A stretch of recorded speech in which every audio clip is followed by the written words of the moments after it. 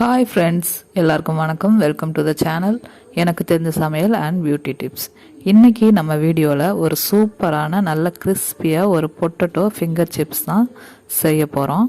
அதே மாவில் கொஞ்சமாக தட்டையும் செஞ்சு காமிக்க போகிறேன். அதுக்கு முன்னாடி இன்னும் நீங்கள் நம்ம சேனலை சப்ஸ்கிரைப் பண்ணலைன்னா உடனே சப்ஸ்கிரைப் பண்ணிக்கோங்க. நிறைய பேர் நம்ம வீடியோஸ் பார்க்குறீங்க, ஆனால் சப்ஸ்கிரைப் பண்ண மறந்துடுறீங்க. தயவு செய்து வீடியோஸ் பார்க்குற எல்லாரும் சப்ஸ்கிரைப் பண்ணுங்கள். உங்களோட சப்போர்ட் எனக்கு ரொம்பவே முக்கியம். ப்ளீஸ் சப்ஸ்கிரைப் பண்ணிக்கோங்க.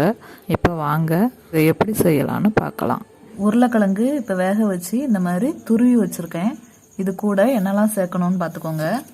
சின்ன கப்புக்கு 1 கப்பு அரிசி மாவு எடுத்திருக்கேன், அதையும் இதோட சேர்த்துருக்கேன். இதுக்கு தேவையான உப்பு எடுத்திருக்கேன். கொஞ்சமாக 1/2 ஸ்பூன் ஜீரகம் எடுத்திருக்கேன். 1/2 ஸ்பூன் மிளகு இடித்து வச்சுருக்கேன். ஒரு 1/2 ஸ்பூன் வத்தல் பொடி எடுத்திருக்கேன். இதையும் இதோட போட்டு நல்லா மிக்ஸ் பண்ணிடலாம். இது கூடவே கொஞ்சமாக மல்லி இலையும் தூவிக்கலாம். தண்ணி ஊற்றாமலே அழுத்தம் கொடுத்து நல்லா பிசைஞ்சுக்கோங்க. கடைசியில் தண்ணி பத்தாமல் ஆச்சுன்னா மட்டும் லைட்டாக தொளிச்சு விட்டுக்கோங்க. இப்போ நான் தண்ணியே சேர்க்காம தான் பிசைஞ்சிருக்கேன். நல்லா கையை வச்சு நல்லா அழுத்தம் கொடுத்து பிசைஞ்சுக்கோங்க. நான் இந்த மாதிரி நல்லா கையை வச்சு அழுத்தம் கொடுத்து பிசைஞ்சிட்டேன். தண்ணி எதுவுமே சேர்க்கலை. தண்ணி சேர்க்காமலே இந்த மாதிரி நல்லா பிசைஞ்சுக்கோங்க. தண்ணி இருந்துச்சுன்னா உருட்டுறதுக்கு சரியாக வராது.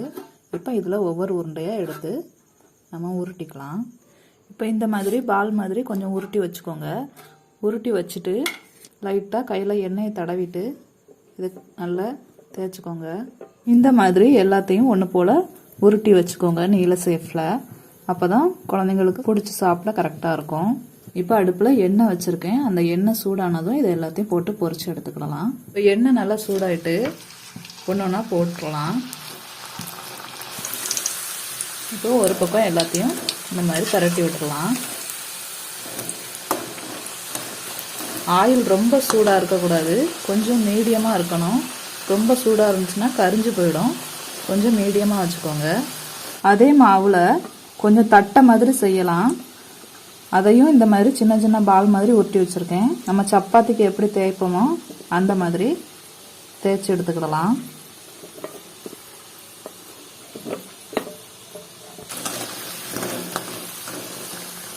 இது ஒரே பக்கமாக வேகாமல் 2 பக்கமும் மாற்றி மாற்றி பரட்டி கொடுங்க. அப்போ தான் ஒன்று போல் வேகும். இந்த மாதிரி ப்ரௌன் கலர் வந்தோடனே எல்லாத்தையும் எடுத்துக்கோங்க. இப்போ நம்ம தட்டைக்கு தேய்ச்சி வச்சதையும் அதே எண்ணெயில் போட்டு எடுத்துக்கிடலாம். போட்டு எல்லாம் மேலே வந்த உடனே எல்லாத்தையும் திருப்பி போட்டுருங்க.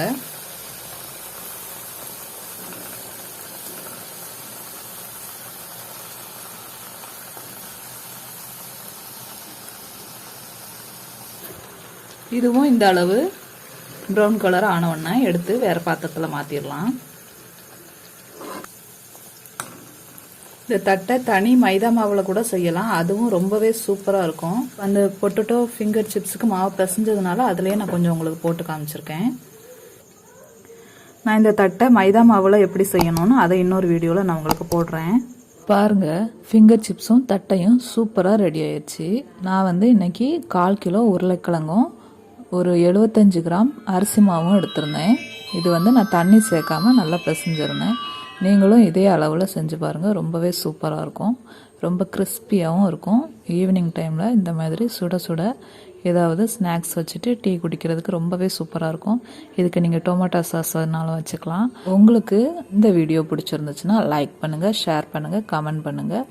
இன்னும் நீங்கள் நம்ம சேனலை சப்ஸ்கிரைப் பண்ணலைன்னா உடனே சப்ஸ்கிரைப் பண்ணிக்கோங்க ஃப்ரெண்ட்ஸ். Okay, bye friends.